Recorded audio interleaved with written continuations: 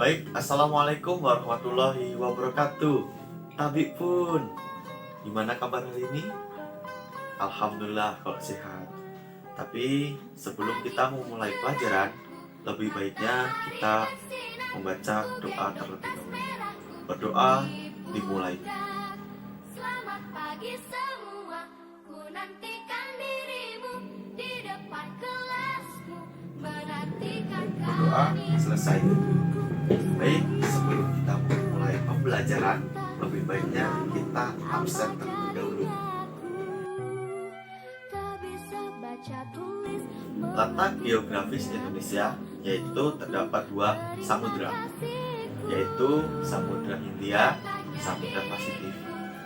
Dan Indonesia tersendiri diapit oleh dua benua, benua Asia dan Australia. Dan batas-batas Indonesia yaitu yang pertama berbatasan langsung dengan Papua Nugini, Timor Leste, Malaysia, Singapura, Vietnam, dan Myanmar. Ibu kota Indonesia yaitu Jakarta. Dan Indonesia mendapatkan dua musim, yaitu musim penghujan dan musim panas. Kenapa demikian? Karena Indonesia terletak di garis khatulistiwa. Tidak mungkin jika garis khatulistiwa itu mengakibatkan musim dingin atau musim salju, sehingga Indonesia tidak mendapatkan itu. Karena garis khatulistiwa itu mengakibatkan panas, sehingga tidak bisa bermusim salju.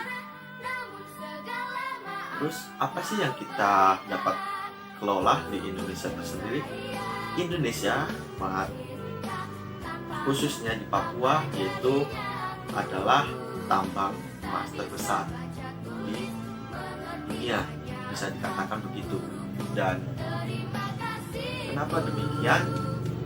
Indonesia sendiri banyak sumber daya alamnya, seperti petani pun ada petani padi, petani kopi, dan lain sebagainya.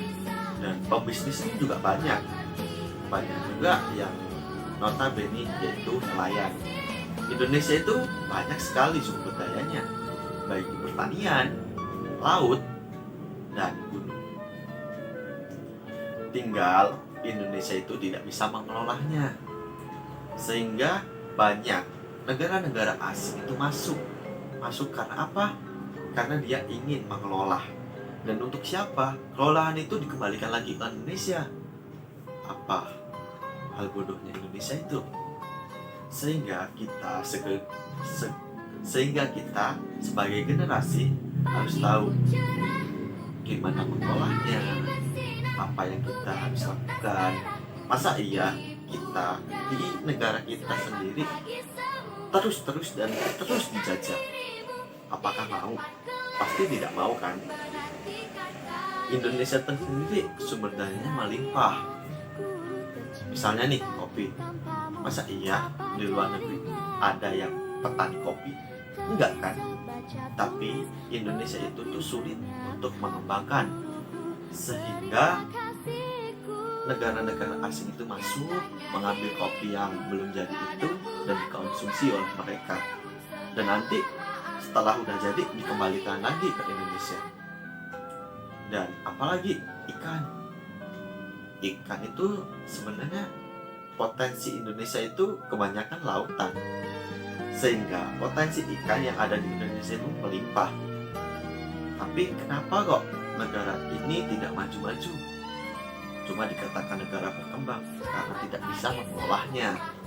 Hal itu yang mengakibatkan Indonesia belum disebut negara maju. Dan faktor apa lagi? Faktor kesadaran manusia. Udah diletak geografi yang pas, sumber dayanya melimpah, dan dikelilingi oleh negara-negara yang notabene kayak Singapura udah maju, walaupun negara itu tuh kecil. Sedangkan diibaratkan untuk Pulau Sumatera sama Singapura lebih besar dari Sumatera. Dan mungkin negara Singapura itu kayak Provinsi Lampung, kecil. Tapi mengapa demikian? Dia negara maju dan kita masih negara berkembang. Karena pola pikir orang-orang Indonesia itu masih rendah, belum sebanding dengan orang-orang Singapura. Jadi untuk generasi muda kita harus membangun, bukan bekerja, tapi membangun potensi yang ada sehingga kita terus mengelola dan negara ini akan menjadi negara maju. Terus apalagi sih yang kita dapat ambil? Kita harus belajar. Belajar apa? Mesin yang ada di Indonesia, di negara itu canggih. Bahkan ada orang Indonesia yang bekerja di sana, dan itu tuh sebenarnya penemuan orang Indonesia, tapi malah sama orang Indonesia itu warga-warganya tidak dikembangkan, malah dijual. Itulah hal yang bodoh. Dan untuk musim hujan, musim dingin, untuk petani sendiri itu sangat-sangat bagus gitu loh. Bukan musim salju, karena kalau musim salju kayak menanam tanaman itu susah.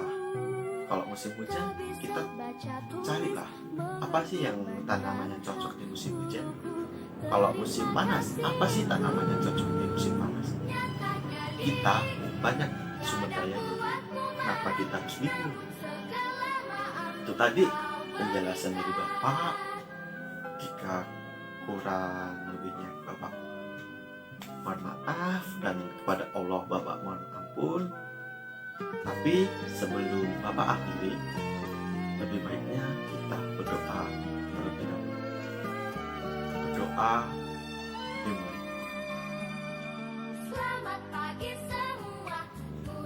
Berdoa selesai. Itu tadi penjelasan dari Bapak akhiri. Assalamualaikum warahmatullahi wabarakatuh. Tadi pun